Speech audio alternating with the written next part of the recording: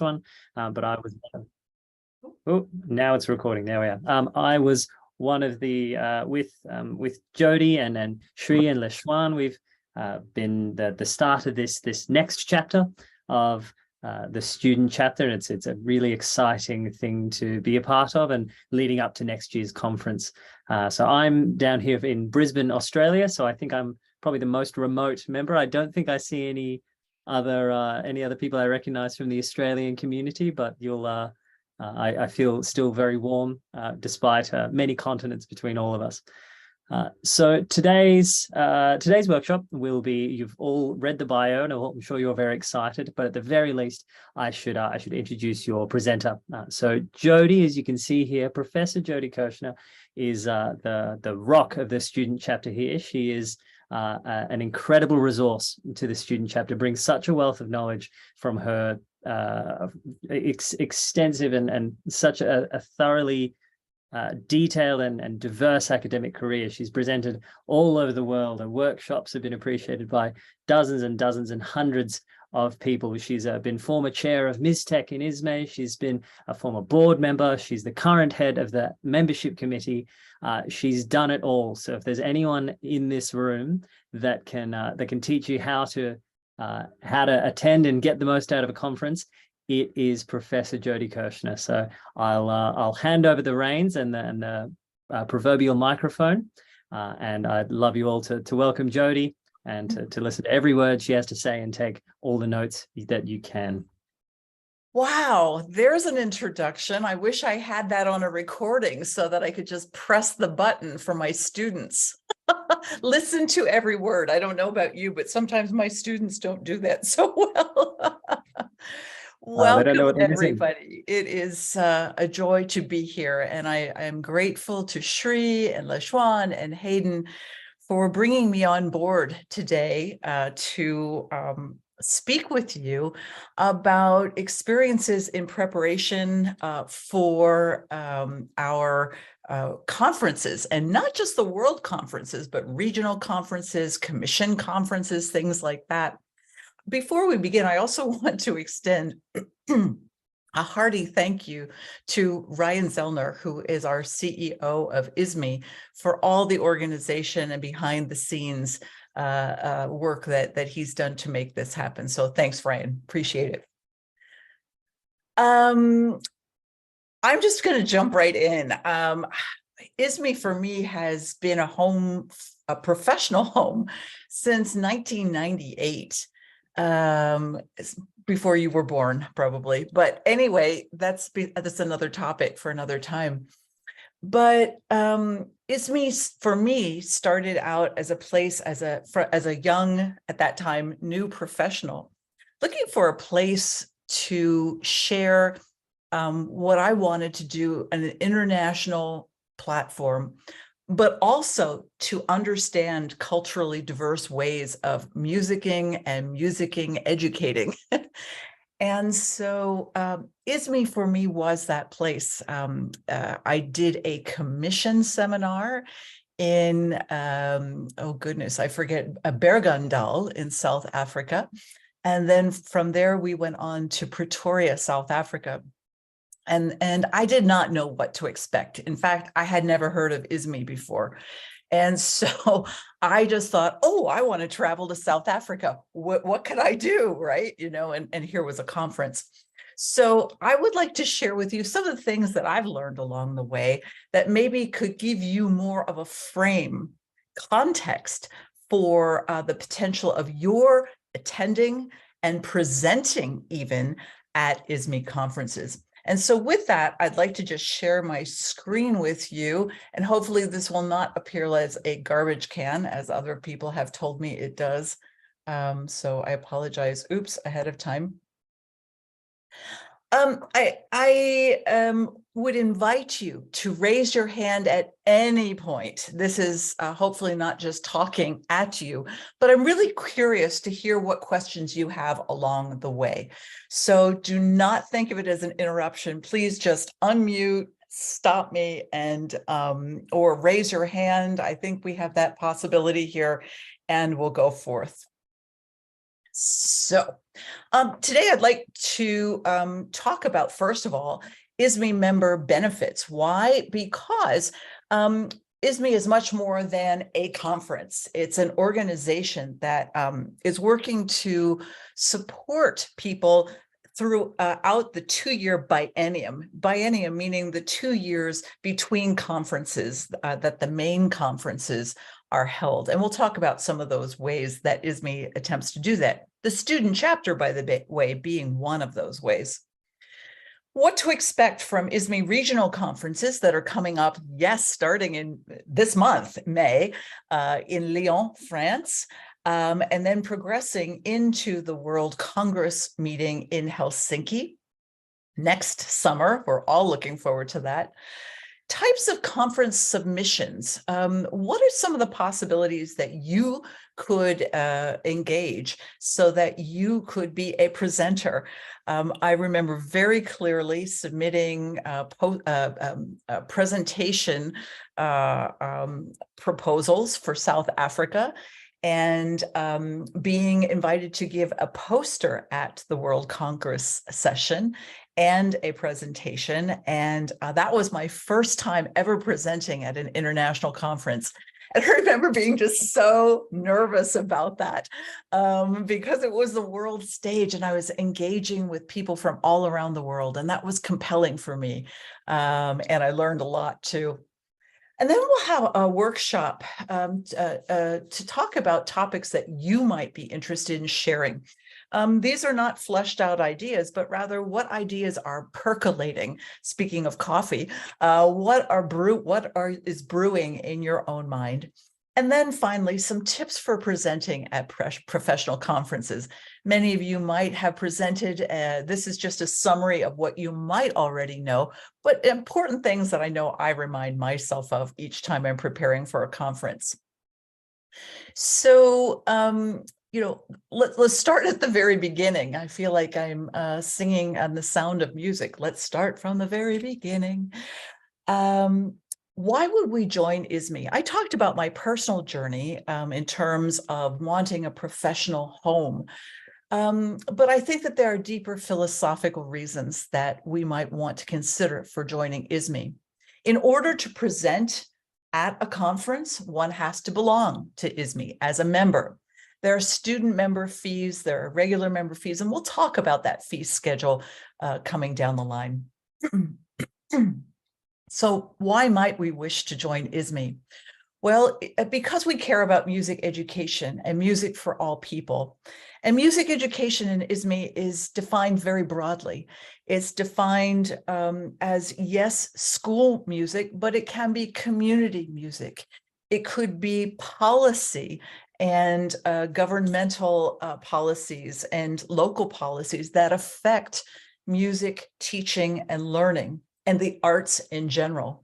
And the other value statement of ISME, of course, then is music for all people, regardless of ability, regardless of cultural heritage. There's an honoring and an uplifting of people regardless. In other words, it's a kind of come y'all and let's work together in a socially just way for the cause of music and through music, I might add. Because you want to develop professionally. ISME has been a network. It has been a professional network for me, but more than that, or maybe equal to that, is the friendship and colleague network. Last year, when the student chapter was launched, I gained incredible colleagues and rejuvenated energy because of Hayden and Lishwan and Shri and others who have decided to be part of the leadership team. And we would invite people to partake also in the student chapter. So how do we develop professionally, but also how are we maintained? How are we fed professionally and as friends and colleagues from around the world? And that's been very satisfying. Being able to write an article collaboratively, to visit people, to speak at people's universities, etc. Because you want to be part of an international network, I think I just addressed that, so I'm ahead of myself. Because you want to learn to advocate for yourself and other communities within the context of music. I did not learn as a beginning music teacher. I taught in the public schools outside of Philadelphia, Pennsylvania, and Winnetka, Illinois, in the United States for 7 years prior to entering higher education. I taught kindergarten through 8th grade general and choral music. And I absolutely adored what I was doing. I didn't learn ever how to advocate for myself or music education while I was teaching in the public schools. It was only in higher education that I learned to do that, which is a shame because I didn't realize that I had the power to share and to advocate. I thought that was always for somebody else to do. I didn't know that it was actually part of my job, my responsibility to the larger music education world and my students and my communities. Now that I am working with prison choirs, I've been pulled in very directly as a community musician to advocate for my community members. Not that I'm not also doing that for kindergarten through 12th grade music in my position at Oberlin College, but it's a different type of advocacy and different manner of advocating for oneself. And so ISME has a lot to offer in terms of vision and mission statements and other people who know how to advocate and can give us suggestions for advocating for ourselves and others. So some of the benefits, and this is not an exhaustive list, but here's some of the things that I found as member benefit. Again, supporting your work through grants, awards, scholarships to attend conferences. You can apply for that. Support work that you're doing in terms of research or special projects in the community. I'm thinking of the Parsons Award and some other awards that ISME hosts that can support you doing what you're doing. So it's not just a spiritual soul support, but it's also a financial support. Again, the networking that goes without saying. What I appreciate in terms of keeping up to date with ISME is that we receive electronic newsletters, updates of what's going on around the world, not just in terms of conferences, but special projects, learning about music in other areas of the world other than your own home context.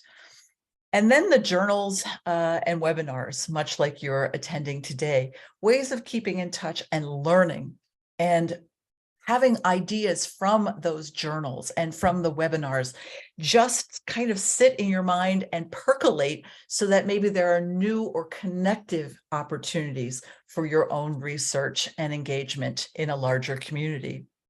And then perhaps one of the reasons that we're here today is to have access to attending hybrid and or in-person ISME regional conferences, ISME commissions, seminars, and ISME World Congress meetings that occur every 2 years. How do you join ISME? I'm not going to belabor this point, but there are different membership fees based on regional purchasing power in people's home countries.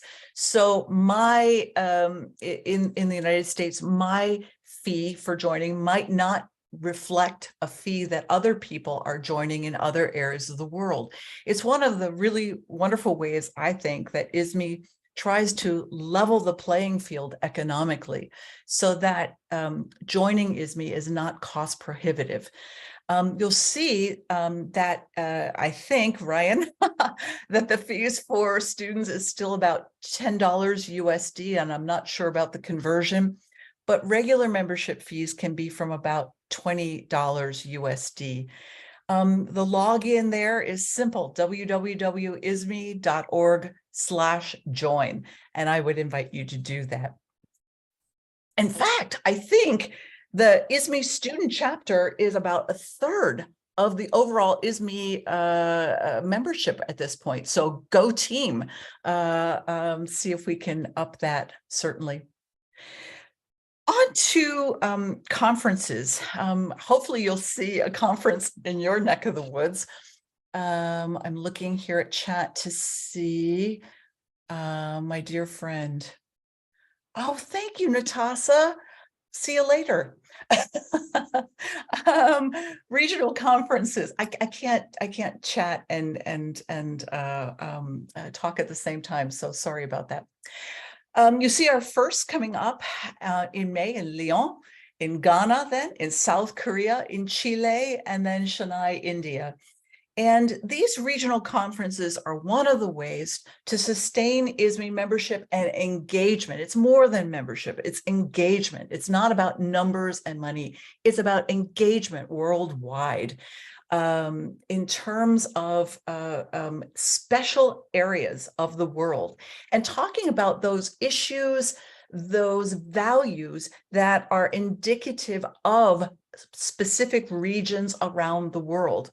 Because of the global nature of music education and ISME and its membership, it's imperative that we have these regional conferences so that people in these areas can talk about even the variation of values and the ways people engage with music in regions.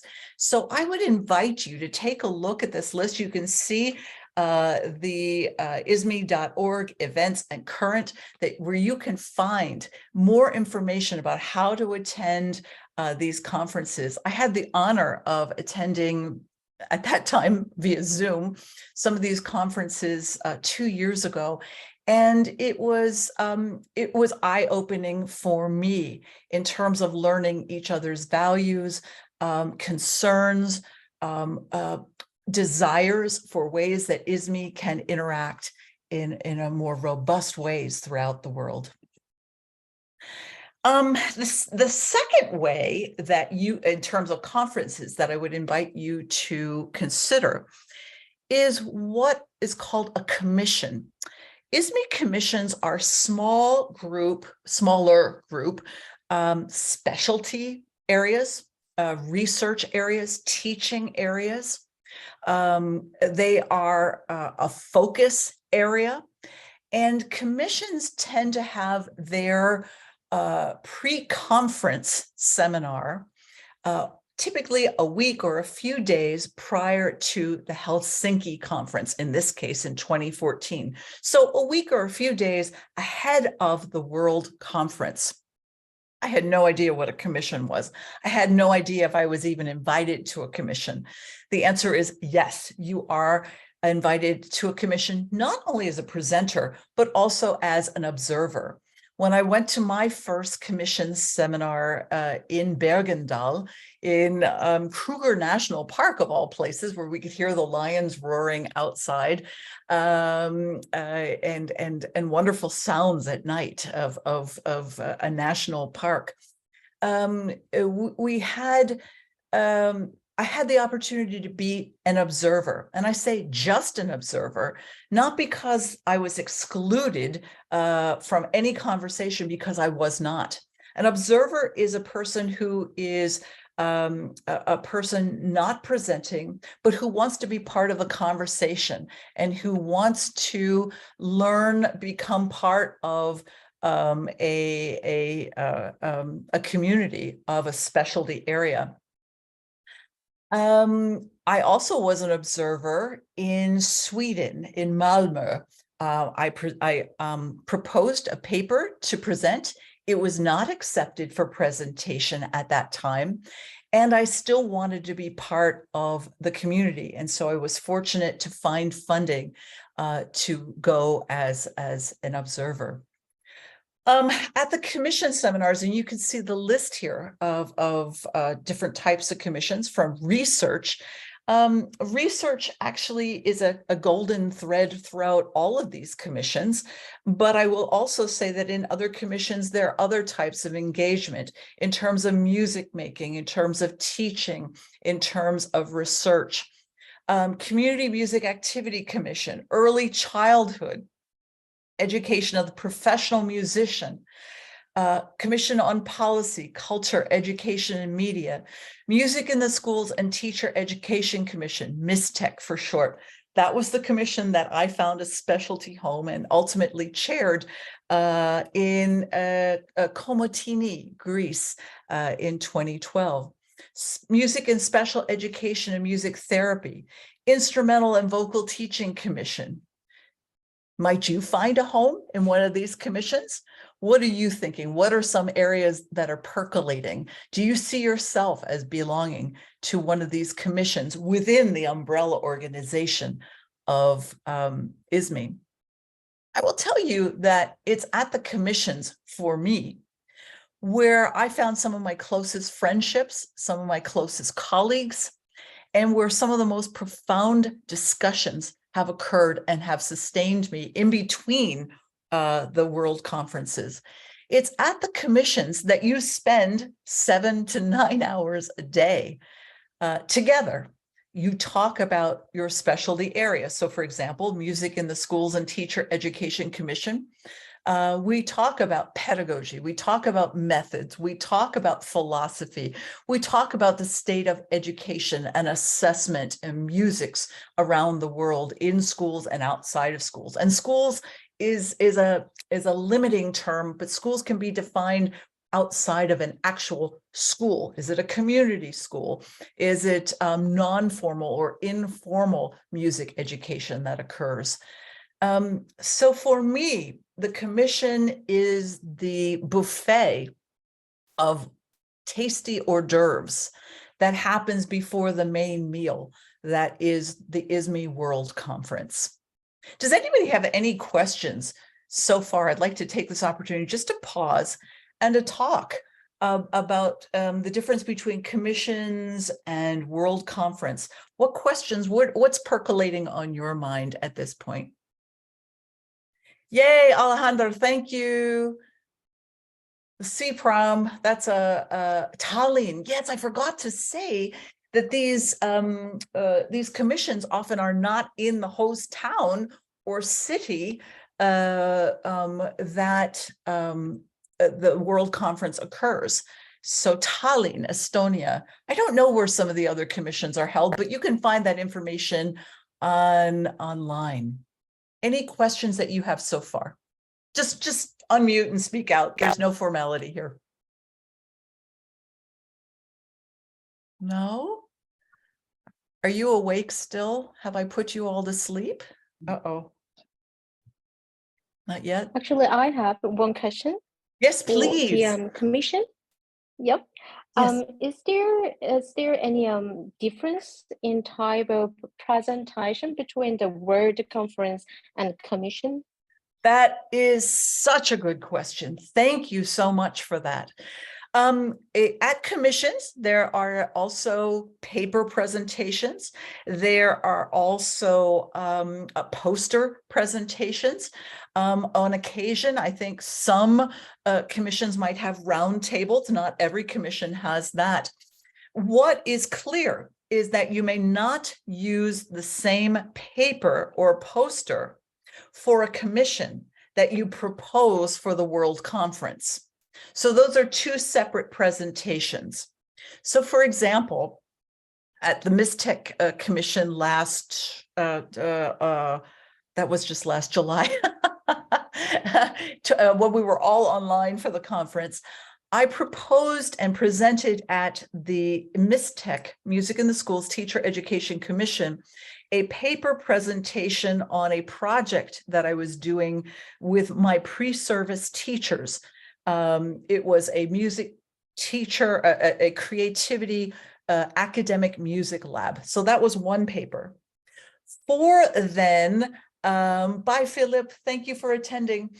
For the World Conference then, I presented on my prison choir work and a research study. So two different papers, two different proposals.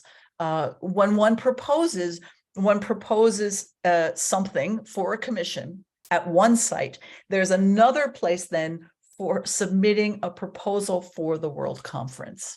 Does that make sense, Sol? Yep, that very makes sense. But I also another deeper question about the presentation. So do you think as a presenting a polycons, do you think I need to make different strategy to choose some topic for the World Conference and Commission? It should be like more narrowed down in some under the commission topic. Yes, it's Than the another World excellent Conference. question. Thank you for that. The conference, the World Conference, has a theme, and it is advocating and sustainability. And I have a slide actually that has the exact words.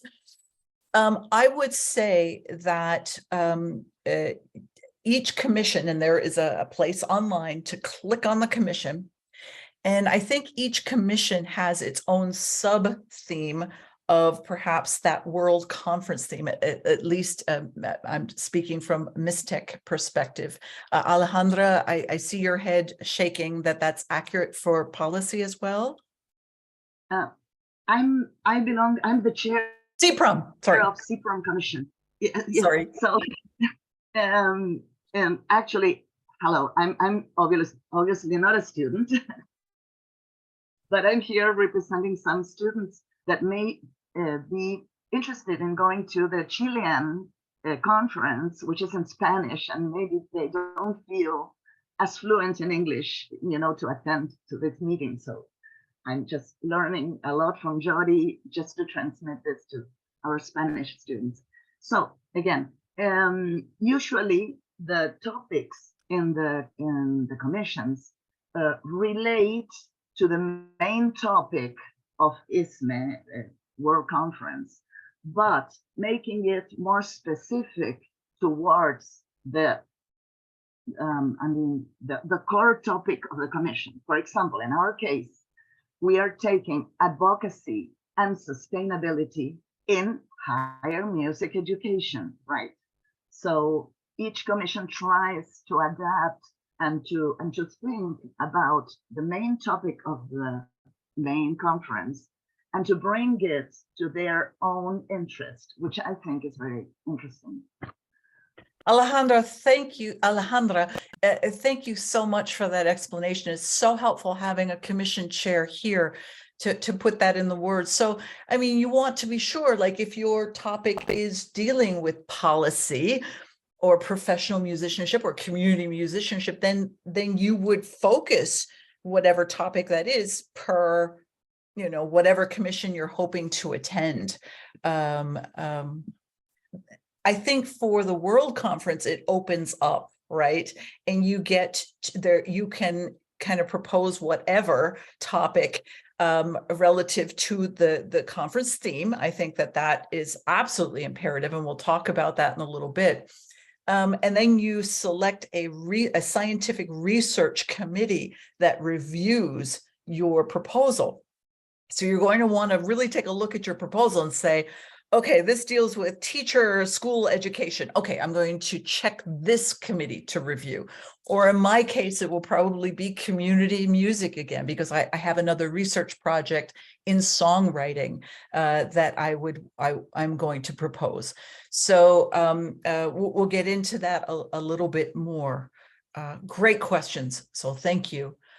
Are there other questions? Shall I continue? Don't answer no, because I have a little bit more.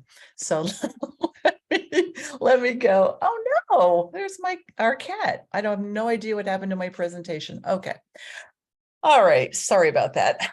So ISME 2024 Helsinki, just an overview. Advocacy for sustainability in music education. Can you put in the chat what you think sustainability for music education might look like? What does that look like? Sustainability. That has, for me, ecological overtones, but I'm not sure what it might mean to you. Advocacy, we can kind of get an idea, but sustainability in music education. Any thoughts, anybody? It's a challenging one, isn't it? Feel free to put some of your ideas in the chat. I remember when our current president and the board, we were talking about Helsinki and this this advocacy and sustainability. Goodness, this was when we were first to go to Helsinki. Pre-pandemic, and many of us struggled with, what does the ecology, is it literal ecology? Is it metaphoric ecology? What does this really mean, sustainability? I love some of these ideas. Sustainability, even with respect to resources. Yes, how do we advocate for the maintaining and building and the regeneration of resources, whether that's human resources or physical resources? Great. Kaisa, sustainability, teaching in a way that future generations want to learn and teach. We think, yes, this pool of researchers and teachers, I can't say enough about teaching and learning. And I look forward to seeing many presentations on teaching sustainability of a workforce. And along with that, I would suggest sustainability is also policy driven in terms of teaching, learning, and salaries, and keep benefits and keeping people in the profession. Community music, professional musicians, where are homes that people can be pulled into? Human resources, yes, material, making sure that every student will have equal access to quality music. Thank you. This is an equity, diversity, and inclusion. And I just recently learned, and this is me just learning, you might have thought about this much differently and earlier on than I came to this, but my students were keen on telling me, you know, Jody, there has to be equity first before there can be diversity and inclusion and belonging. So equity, it actually has to be the first of the, we say DEI, diversity, equity, inclusion. And they were keen on telling me, you know, equity has to be first. So thank you for that. Generating equal opportunities. Yes. Does everybody have equal opportunities? You know, oftentimes we think in the US that everybody has music education, which is not true. And then quality music education. How do we define music education? What is quality? What are resources? What is needed in different areas? How do we define equity in this context?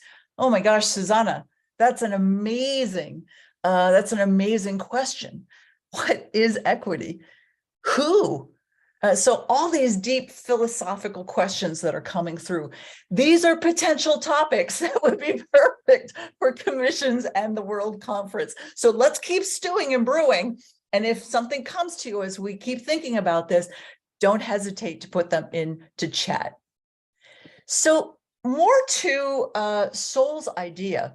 And I hope that Sol is still here. I don't have the screen in front of me right now, so apologies for my low tech. The types of presentations for the World Conference and for commissions, there are some, sorry, LeShuan, you have something here, making music and music education become a natural thing. Yeah, so that there's an integration of music and society. My colleague actually at the Education University of Hong Kong, Koji Matsunobu, has a very direct sustainability something.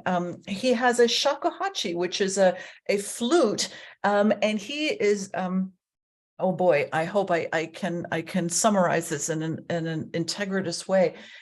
He has different ways of creating flutes from nature, from the environment, from the materials of the world to bring music, shakuhachi music to the fore and into teacher and music education.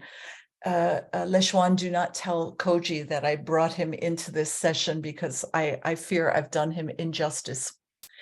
Anyway, types of presentation, music performance groups. So lest you think that ISME is just about research, it is not.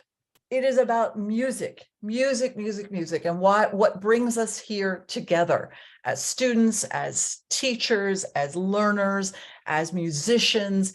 So if you have a music performance group, think about ways that you might want to bring that music group to ISME. Papers, individual and roundtable, and we'll talk about what that really means, symposia and workshops.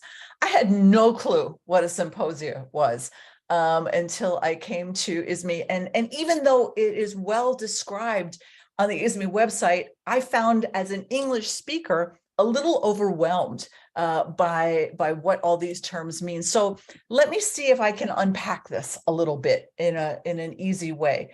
And if it's not easy, holler so that we can try to do a better job. And I might even ask Ryan to jump in. So papers come in two flavors at that buffet that we're talking about. This is at the World Conference, although papers occur also at the Commission. Individual papers at the World Conference, it's 20 minutes that you get to say your paper. You can read it, but certainly it's even better if it's conversational. If I were doing conversational presentation in Chinese and Mandarin, for example, I would have to read my paper and nobody would want to hear how I would speak those words. That's for sure. So we certainly understand that English is the main language, but it is of the conference. But that is not to say that there aren't clever and creative ways to infuse your home language, your native tongue, into the presentation. And I would encourage you to figure out ways to do that. Notice that an individual paper is not to be published elsewhere or presented at any other conference. There's a copyright issue here. So you can read more about this on the website. Again, individual papers at the proposals for the World Conference are not to be presented or proposed for a commission. Two different things within the umbrella of conferences. A roundtable, which I find really fascinating, actually. Everybody gets 10 to 12 minute presentation per person. And while I think of, in my own mind, individual papers as being a more formal presentation of research, roundtable for me is less formal and highly engaged. It's a 90-minute session, but there are several people that the scientific committee might put together in order that might have a common theme that people get to share their research, because it's highly exciting. But because of the time and space constraints, we need to put people together in a joint presentation. So there's no audio visual that gets to be provided by ISME, the conference. But people often bring their laptops and show their presentation or video parts of a presentation. And there's lots of interaction, lots of dialogue. But again, there's a common theme that the scientific community of ISME puts people together. Okay, symposium. Now, this is where you say, okay, but I have friends, I have colleagues, I have maybe doctoral or master's students, or I have a bunch of professional musicians, I have a bunch of teachers that I know want to talk about a specific topic. Great. It's up to you then to invite these people together to propose one session to the World Conference. So there would be space for a main presenter or a contact person, and then a space for other people that you're going to invite, people who have agreed, who are also ISME members, who are going to present with you. So for example, I'm thinking a couple years ago, there was, I was a part of social capital and music education. So my portion of social capital, I had a paper that was maybe, I don't know, 10, 15 minutes. For my paper, I spoke on some facet of social capital. Then there was another colleague, actually it was a colleague from Australia, who spoke on social capital from another perspective. Then there was a colleague friend from Greece who spoke about social capital within the lens of a Greek perspective on another facet. So We chose to present together. The round table from the previous slide is when the scientific committee puts you together to talk informally. Symposia is a little bit more formal, where you get a common, you determine a common theme among people that you want to present with. There is, by the way, nothing wrong with reaching out to someone who you have no idea about. You may have never presented with this person. You might have read about this person in a journal or seen a presentation. There's absolutely no reason for you not to reach out, email, and say, hey, would you like to present with me? I saw a topic that you were talking about. I would love to present. The person may say no, but good for you for reaching out and taking the responsibility to network. I remember in publications, I wanted to, for example, I hope this doesn't put anybody on the spot, but I was reading people's work and I thought, oh, I want to publish with that person and I would like to present with this person. I don't know who these people are, so I'm going to email them and see if they would be willing to possibly publish something with me. And in fact, they did, and we've become really good friends. That's kind of how it works with symposia. Posters. Sorry, I lost where I was for a moment. A poster presentation then, I think, is a really wonderful way, an entryway to presenting at a world conference. Again, my first presentation in South Africa was with a poster and a joint presentation, a workshop. More on that later. A poster then is, it could be a poster, a physical, what do you call cardboard, thick poster board that has a graphic display of research or a teaching project or a musical something. It can also be, people have these really clever ways of having them on almost like fabric so that it's easy to pack up. I have yet to figure out how to do that, but I haven't done a poster in a while, so perhaps it's easier said than done. It's an informal discussion. Think of a fair where people can visit and walk around and get maybe 3-minute elevator explanations of their topic, where people can ask questions. It's also a great networking tool. Sometimes people think that posters are a lesser presentation than papers or symposia. That's really not true. Some of the best ideas that I get are from posters, and best connections that I get are from poster sessions because of its informality, because I'm looking for ideas, because I want to see what's going on in terms of research and teaching and musicking around the world.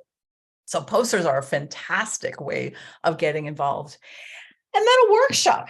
I remember in Canada, Edmonton, Canada, back in 2000, there was a person from Mozambique who used pieces of piping and showed us how to make flutes and improvise on those flutes. He was a professional musician, and it was just such an engaging workshop. It's a how-to.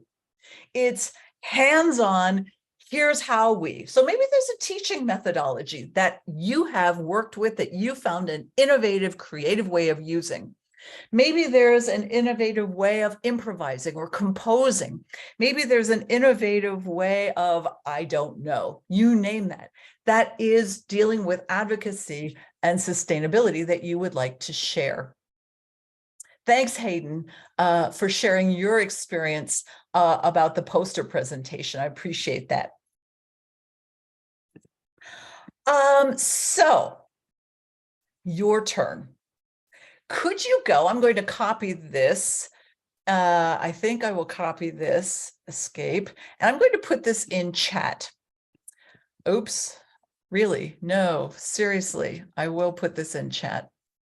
Oh my God, can't take me anywhere. I'm sure there's a technological way of doing this that's better than what I've done. Everyone in meeting, here comes the link. It's not pasting. Okay, I have no idea. Ryan, any thoughts on this? Anybody, any thoughts on this? You know what? I'm just not going to deal with the Padlet. I had this really cute Padlet where we could put all our ideas. Yeah, Joy, go ahead. Hi, Jody. Thank you very much for your presentation. I'm actually from South Africa. I'm glad you enjoyed the lions and in the Kruger National Park and much more. I do want to talk about, as someone who just finished my PhD and as someone who is looking into getting into academia and research, the financial challenge of getting to, just conferences in general. I had an abstract accepted of which the online fee was even like nearly a payment on my car. So I don't know. I know it's a challenge that I just want to raise because I think a lot of us have struggled. And especially if you're not like linked to a university and, you're just teaching at a school or something. So I know it's a challenge a lot of people face. I'm not expecting an answer. I will definitely. Oh, you do? One. Yeah. First of all, it's a reality. As excited as we might get about the conferences, airfare in and of itself is ridiculous. The cost of conferences is not cheap. Housing, once you're there, you can't live out on a street. I mean, there's housing. So there are lots of costs here.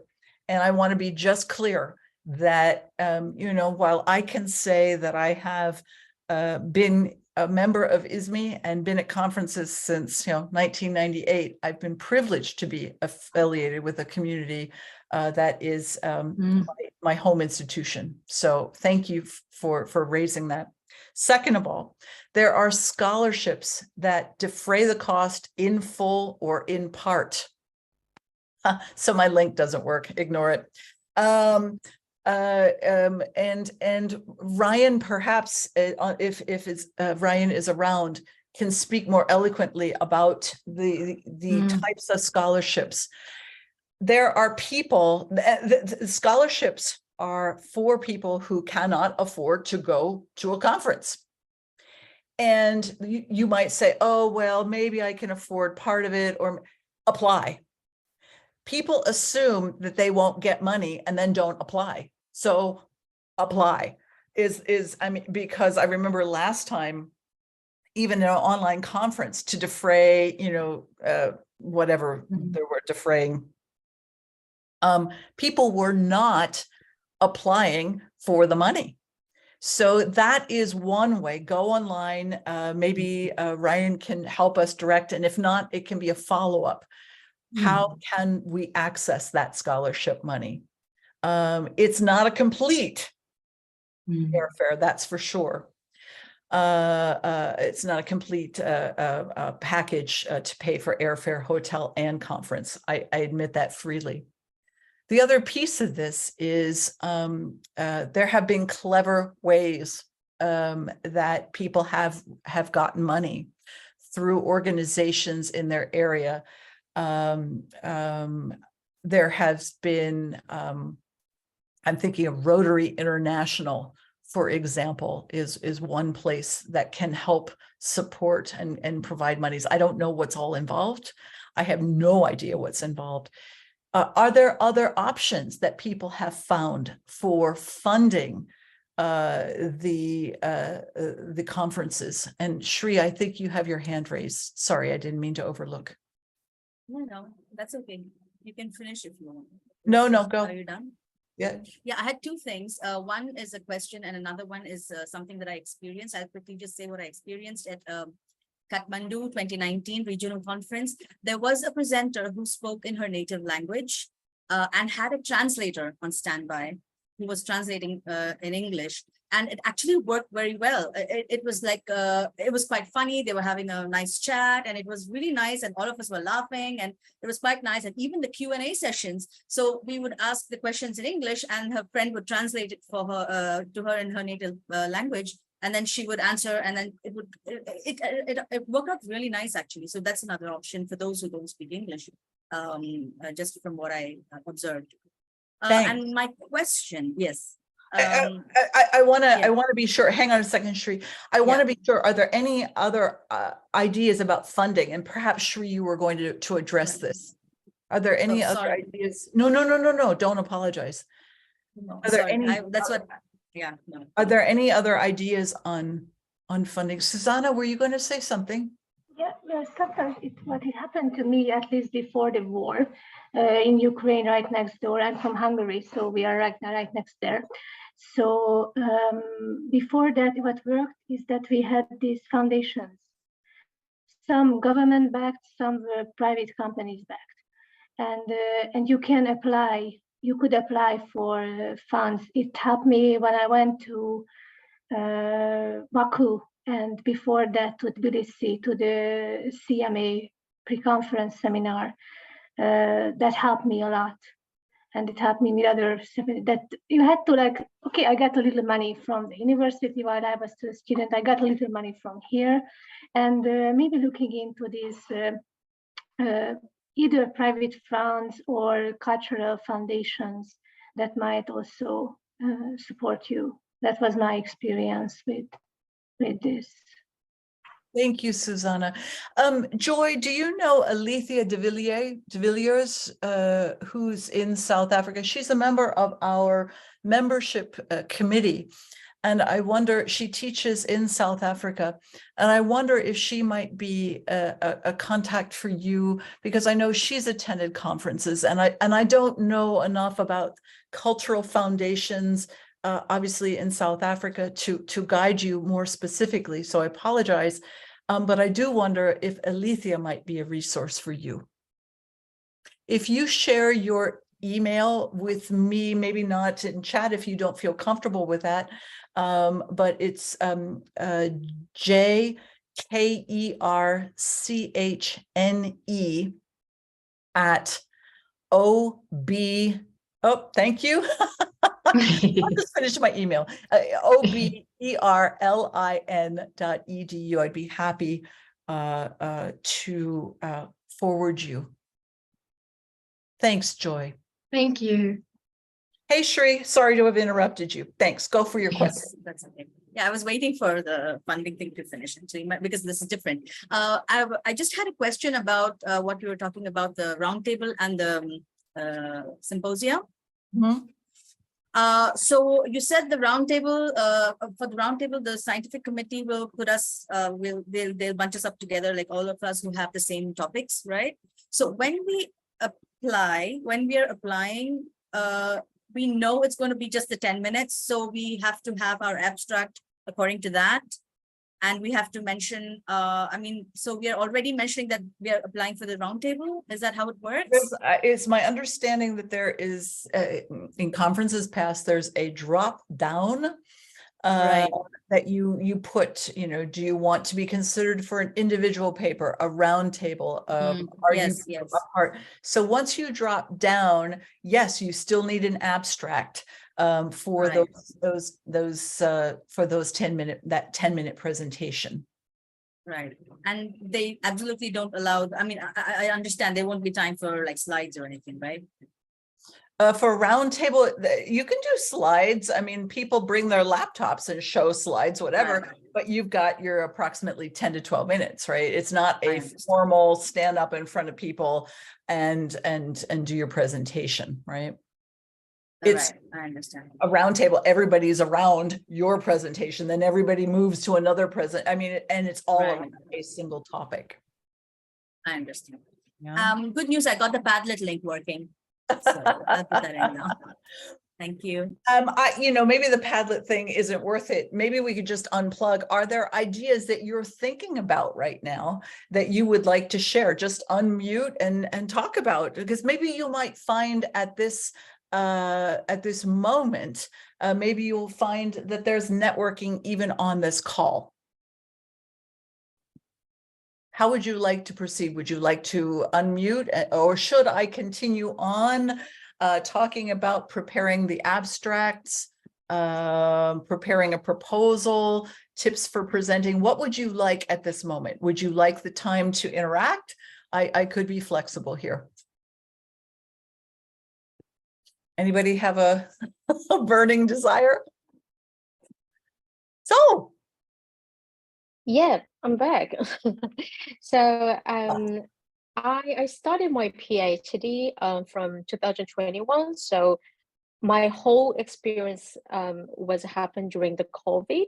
So I only participated in Zoom conference before, one for the ISME and one for another national conference in Australia. Do you have any tips for PhD students who, like me, never experienced like, you know, face-to-face conference? So apparently conference is more about networking and sharing my ideas and meeting other people, colleagues. So I want to just listen more tips, which is helpful at the outside of presentation time. Mm-hmm. So what I'm hearing you ask is, you know, how do you network? How do you not go back to your hotel and sit there by yourself after you have been a full day in the conference or commission? And you might want that downtime because there's a lot. So build that time in, but you do want to make the most. There are so many options, Sol, that happen simultaneously, that oftentimes it's hard to select what to go to because there's so much to choose from.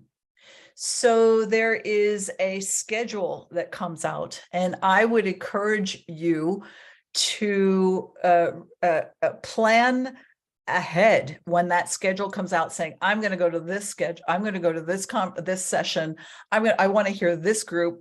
Oh, I need lunch. I need this. I want to go, so that you're carefully planning. Now, planning what? You want to check out people who are doing maybe something, you know, that's similar to your PhD work. People that after the conferences, you can go up after the conference session and say, hi, my name is Sol Sung, and I've done my PhD work on this topic related to your topic. Could we grab a cup of coffee or tea? Could we go have lunch? This is a way of extending an invitation, and people are thrilled to do this.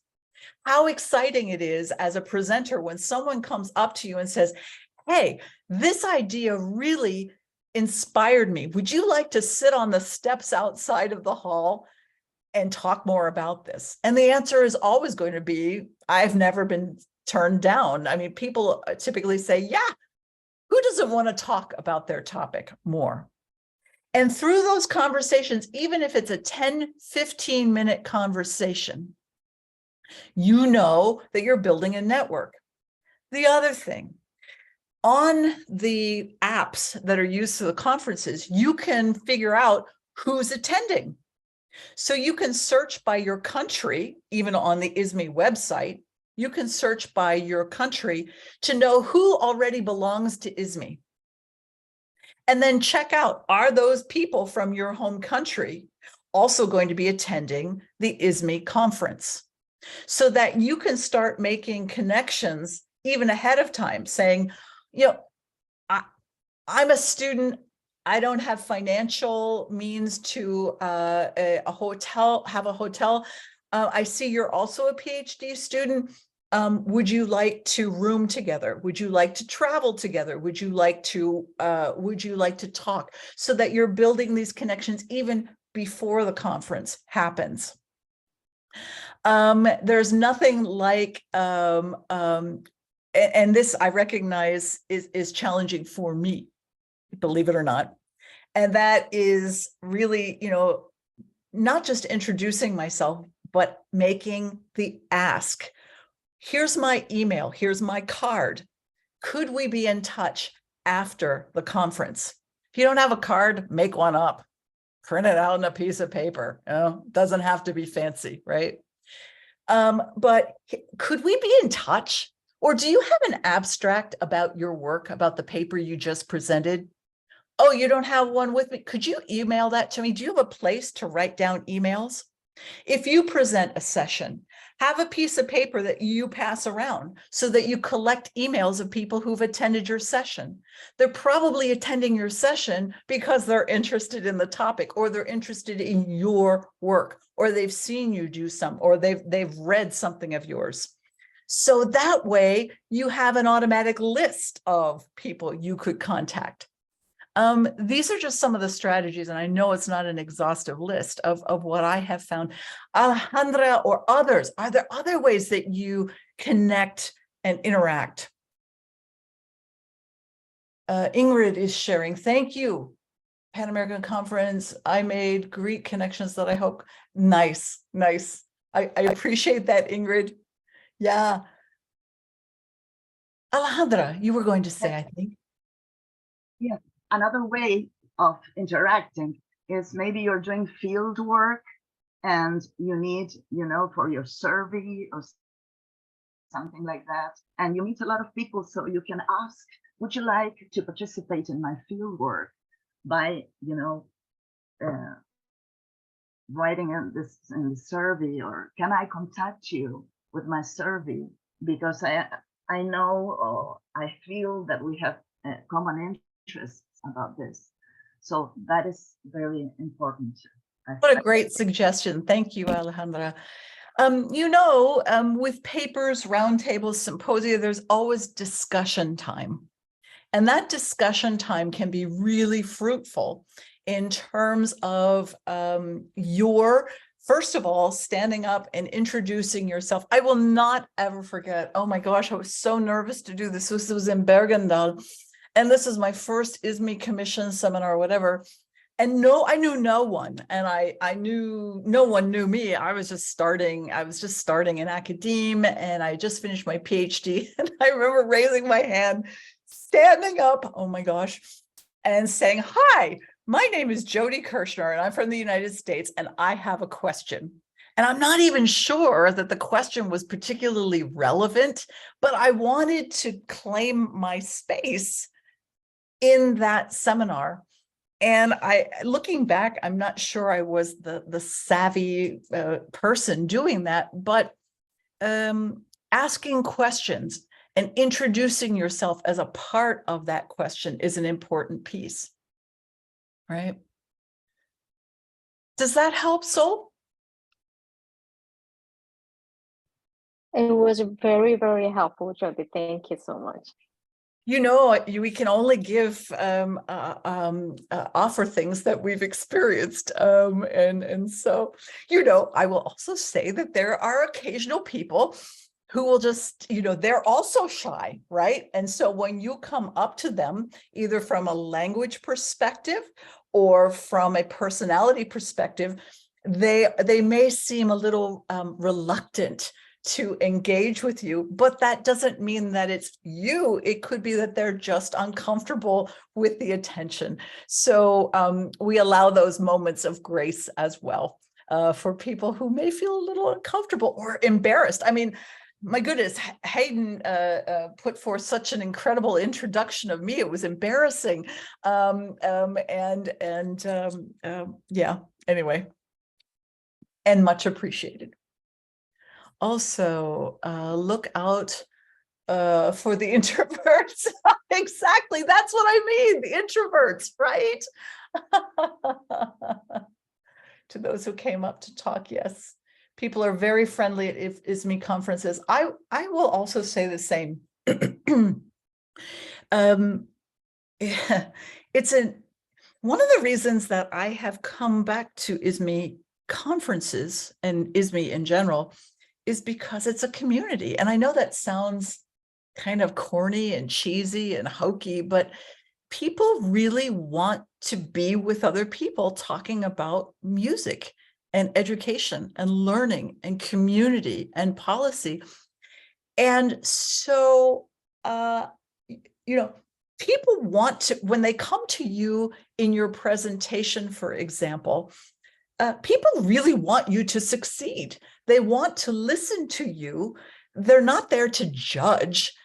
They are there to learn.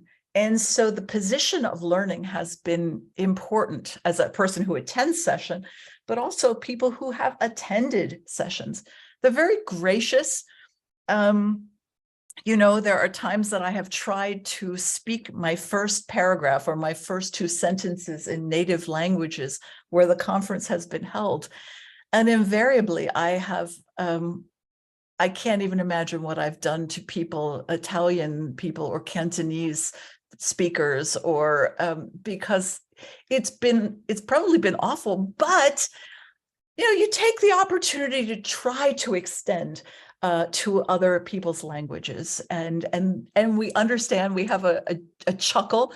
I think in Cantonese, I think I might have called somebody a horse. I think I said ni hao ma or something like that, and I said it with the wrong inflection, and well, it didn't work. So the point being that we're there to support one another and to lift each other up, and I've not found it otherwise.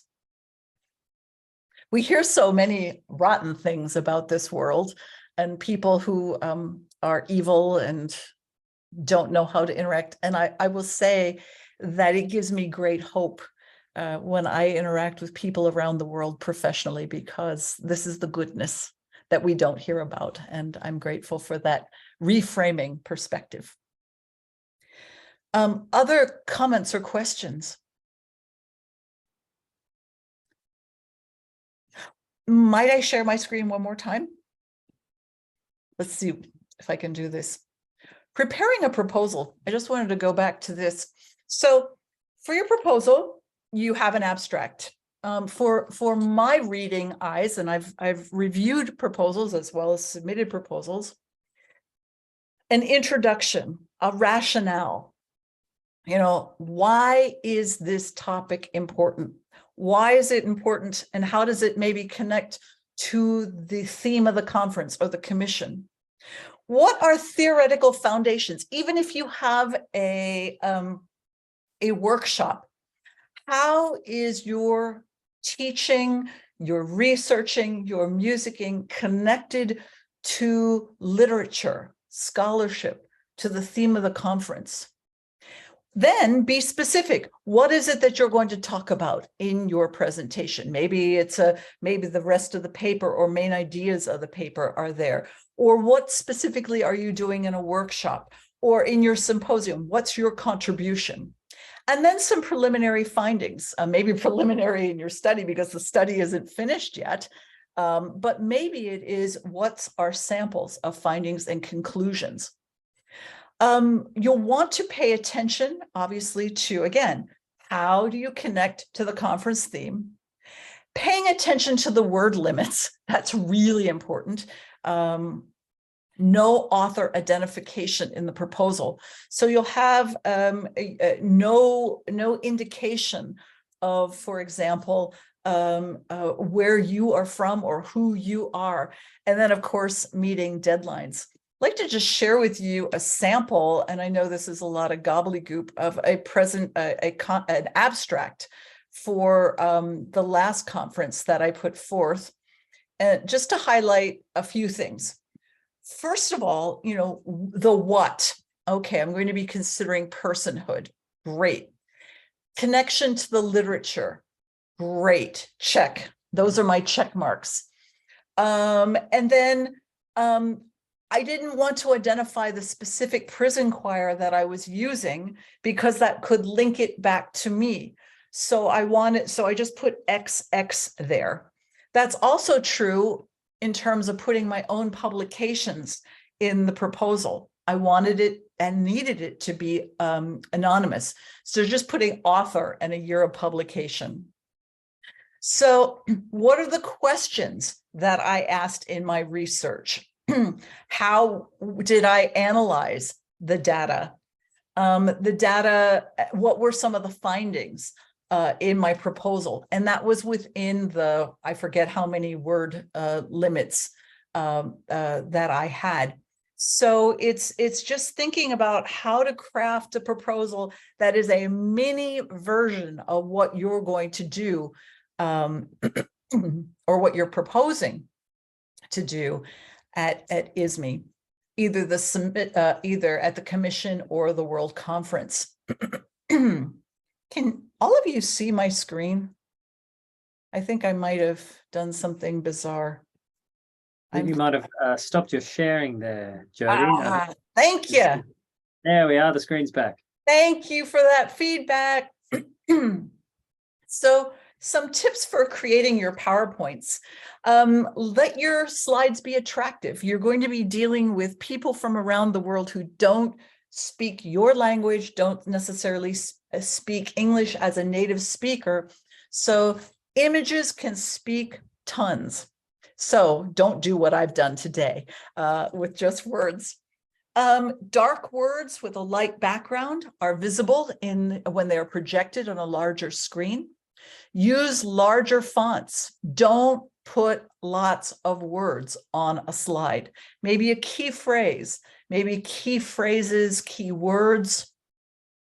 As you're presenting, even on your Google Slides or PowerPoints, let there be an overview so that you are helping cognitively your audience understand where you're starting and where you're going. And then organize the flow of your slides and making sure your links work, just like my Padlet link didn't work, right? Some tips for presenting.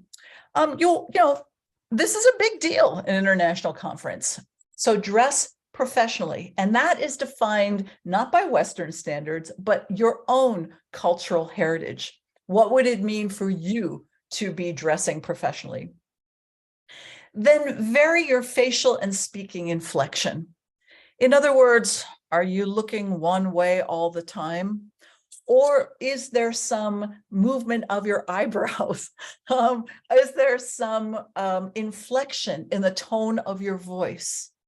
Are you being engaging? Are you giving eye contact? And I recognize that that is something also that is a cultural something. It's more easy and culturally acceptable for some cultures to give eye contact than perhaps others. So what is culturally comfortable for you? Be confident. When I say confident, I mean that people are there to learn from you. So think of your session as an opportunity to teach. Yes, to share, but to teach. You are the expert of your presentation. So let yourself be a teacher and share with others that which you are bringing to the global stage. We talked about giving an overview of your session during your introduction. If you can, try not to read. Again, we talked about the language, but might you, for example, speak in the English language, your presentation, but have a side-by-side of topics, keywords in your native language and English. That's a clever way. There are other ways that you can make that happen so that your language is represented. The other piece is not turning around and reading from your slides. Why? Because we want to see your face. For people who read lips, for non-English language speakers, they need to see your lips as a way of understanding and learning the language. There's nothing that I need more than to see lips when I am in a German speaking language session, because I need the pronunciation. I also have a hearing impairment, so that helps me to see lips. When you turn away from your audience, even partially, you cloud that mode of communication. You want to be conversational within your time frame. Practice ahead of time. Promise somebody a cup of tea or coffee and then present to them. Look at yourself in a mirror. Are you the presenter that you would want to see? Do you think you're doing what you are you doing what you think you are doing? and then be aware of the time limitations because the sessions are so back to back. It's imperative to keep to the time. So what are your next steps? Join ISME.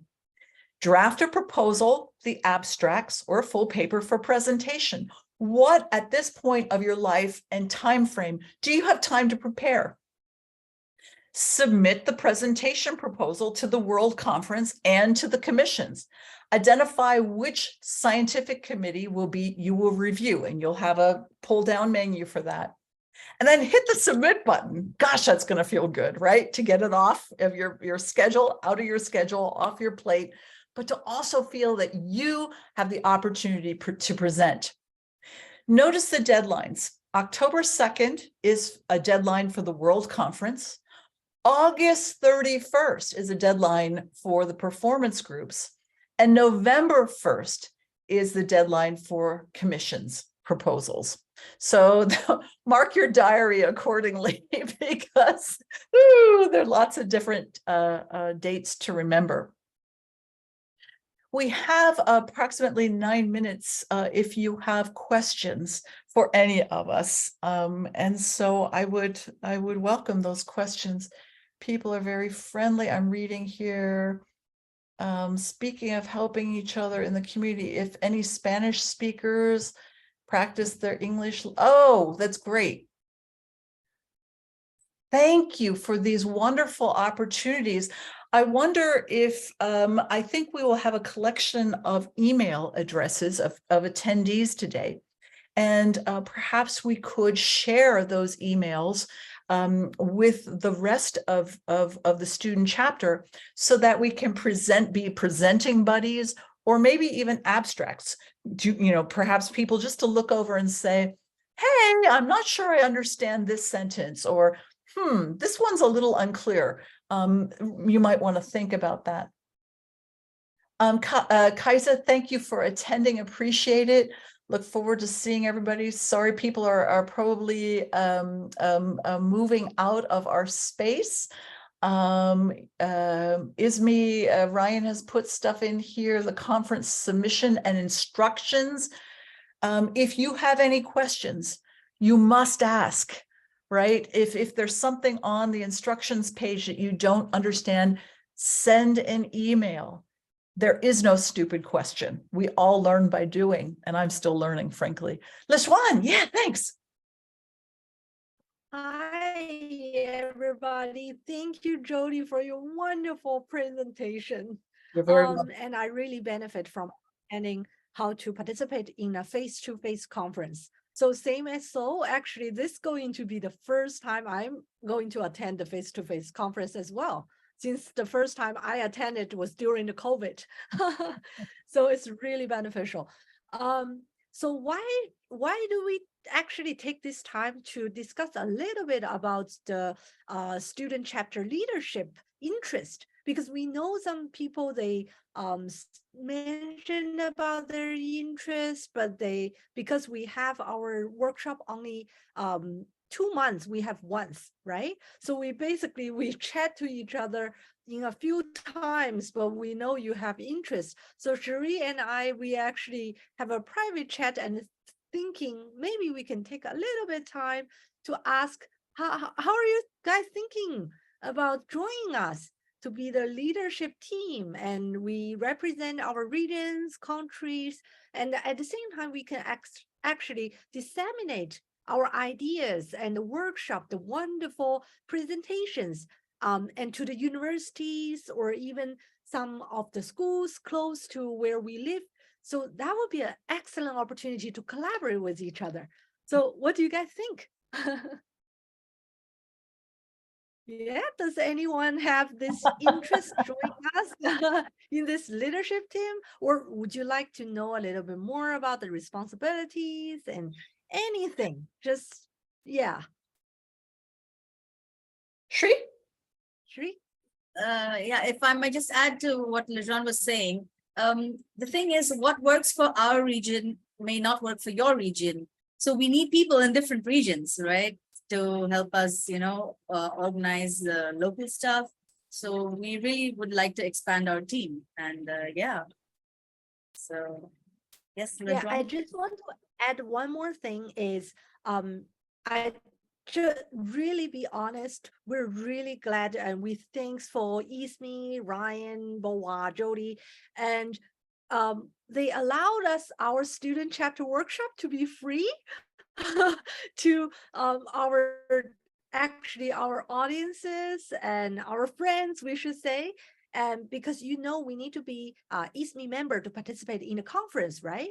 But since this workshop is really free to the new members and to really our colleagues, our friends, our classmates. So that's why we need more people on the team so we can share this good news to the people close to us so they can really join in, they learn from us, and also we learn from you. So it's like the collaborative communication we start, right? And how wonderful it is. You don't have to join ISME later, or if you have this strong interest, you will join voluntarily. So we don't want to push you to do anything, but we make the connection together. I think this is the amazing thing, right? Yeah. Leshwan, you know. I want you on my publicity team. You are a good salesperson, indeed. Thank you for that. I will also say that the student chapter is and the leadership team is planning on having sessions at the World Conference in Helsinki. There is on June the 9th, another webinar coming from the Policy Commission. If you are interested in the Policy Commission, you can go and find advertisement, I believe, on the ISME website, or soon to be on the ISME website, but that is June the 9th.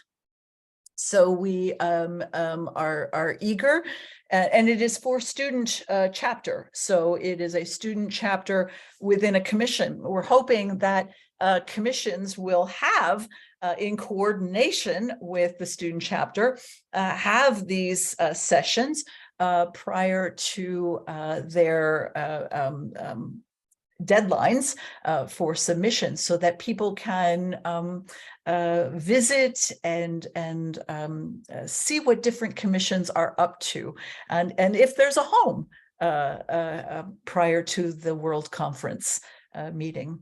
So, any other questions or comments before we leave for today? Sorry for my interruption. Actually, I'm a student from the southwest of China. Actually, this city is far away from some prosperous cities like Hong Kong or Shanghai, Beijing. I would say ISME is a wonderful organization because I can study with all of your excellent scanners. For example, I know how to use SPSS into my research. So I'm willing to share this excellent and useful organization to my students and to my teachers, because in this way we can have the opportunity to exchange our ideas with scanners from overseas and learn more advanced methods. Thank you. Hi, Feng. Thank you so much for that contribution. And you have given us perhaps an idea for a workshop in the future. That perhaps if you are interested, and other people might be interested in presenting webinars that could be useful for future students who might want to use SPSS or Max DQ for qualitative research. So that's an excellent comment, and we are grateful for it. Other comments? Well, with that, my friends, I am grateful to Leshwan, to Hayden, to Shri for the invitation to present and interact with you. I am grateful for the opportunity to interact with each of you today. And I look forward to seeing you at the ISME Commission webinars or one of the commissions, or maybe at the World Conference. And if not now, may you still be tuned into the webinars that are part of ISME.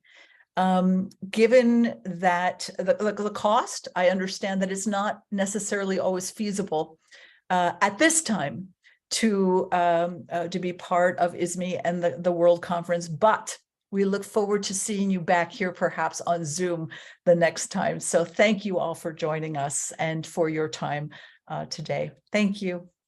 Bye. Thank you, Jody. Thank you, everybody. Thank you. Bye. Bye. Bye. Cheers. Cheers. Bye-bye. Thank you. Bye. Thank you.